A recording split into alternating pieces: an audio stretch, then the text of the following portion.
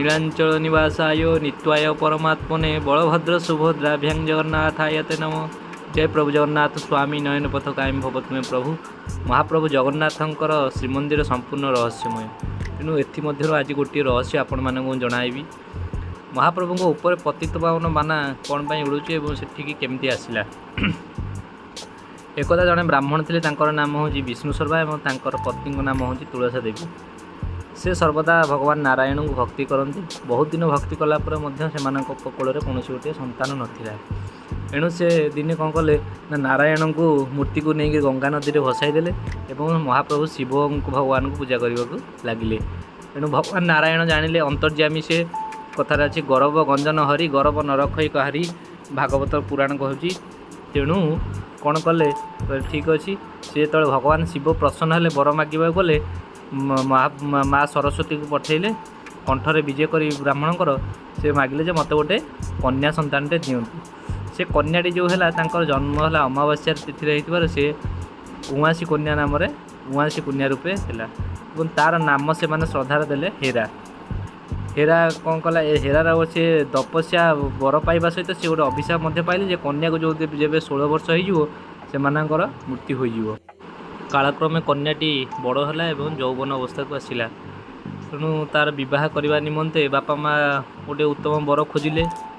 किंतु जेहेतु सी अमावास्या जन्म होता उआसी कन्या हो तार कौन वर सहित तार लग्न ठीक होता है से तार बरटी मृत्यु होता है। तेणु से माने कालक्रमे तार अभिशाप अनुसार 16 वर्ष जब कन्या को होगला ब्राह्मण और तांको पत्नी मृत्यु होगला।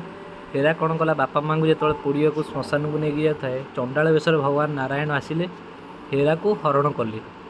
हेरा को जो हरण कले कालक्रमे ता पेट गोटे संतान बढ़ला। हेरा जेहेतु बह करनी अविवाहित संतानटी नहीं कुआड़ जीव तेणु जंगल को से पड़ेगा। जंगल रहा कालक्रमे तार 10 मास है। 10 मास गर्भर तार गोटे पुत्र संतानटी है। तेरे से पुत्र संतानटी को सी नहीं तार जेहेतु तार स्वामी नाला क्या से बापार परिचय देव बोली यही भय जंगल में आग्नेय महर्षि नामक जड़े महर्षि थे आश्रम निकट में से संतानटी को थोई देकर पलि आसिले। महर्षि आग्नेय जो तपस्या करी फेरुले जंगल देखिले गोटे छोट पुत्र संतानटी कांदुची। तेणु से कहले किहार ए संतानटी। तेणु से संतानटी को उठेले और चारिदिग को देखले जे कौन क्या न पाइबार संतानटी को निजे रखिले और तार नाम देले तार पतित। पतित कालक्रमे ऋषि आश्रम बड़ है। वेद शास्त्र विभिन्न प्रकार से पारंगम्य लाभ कला। थरे नारद मुनि कौन कले पतित को जाई पचारे कि पतित तोर बापा माँ का नाम कह। पतित कहला माँ को ना तो मुझे जानी मोर बापा हूँ महर्षि आग्नेय। तो नाई नाई तो बापा को जाई पचारे महर्षि की जे प्रकृत से तोर बापा कि नहीं। तेणु गले पतित गले महर्षि को सत्य कर पचारे जे महर्षि मोर प्रकृत में आपण मो बापा ना नहीं। महर्षि जेहेतु सत्य कर मिछ तो कहबेनी।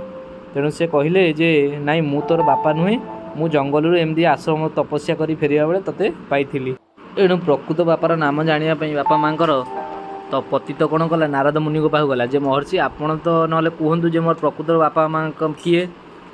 नारद कहले नाई तो काम तुम काम कर भगवान शिव को तुम तपस्या कर भगवान शिव कहे जे भगवान शिव को तपस्या करी मु तो छोट पिला जानी कौन वर मागिबी। नारद कहले तुम वर मागिब या जे मते आपन तो हूँ ब्रह्मांडर प्रथम शिव तेणु मते ब्रह्मांडर मते सब आपन सब जिनस दिंतु मुझे ब्रह्मांडर द्वितीय शिव होबी। तेणु पतित तपस्या कले भोला बाबा सी तेणु सी भी संतुष्ट हेले। बाबा संतुष्ट हो पतित को पचारे कि पतित कौन तोर बर मागुच मागे। पतित मागिला प्रभु मते आपणकर सब जिनस दिंतु मुझे ब्रह्मांड द्वितीय शिव होबी। तेणु भगवान सी तो भोला बाबा तेणु कहले हाँ ठीक अच्छे जा मोर सब नहीं जा मोर बासुकी मो त्रिशूल सब नहीं जा द्वितीय शिव हो तथास्तु कहते से सब आड़िकी जो आसला नारद मुनि पाखु जे बाबू मत तो यह कही मुझे धरिकी आसली। तेणु मत मो बापा माँ ना कह ना तू तो शिव होइनु शिव तो ठकीदे ना कमती ना शिवा बिना शिव अधा। तेणु ते तो माँ पार्वती की देना तू केमी शिव हेलु केमी। तेणु सी पतित गला सत तो तेणु गला से रागिक शिव निकट गला शिव सहित युद्ध कला। शिव तो बर दे शिव बर देवा फल शिव को जो न हर पारे नारायण निकट को गले। नारायण कहले ठीक अच्छे बुझा तेरे पति जदि नारायण पाक जो गला नारायण कहले कि पति रह कौन है बुझा ना ना मोर प्रकृत बापा माँ किए मो जकार जाना दरकार।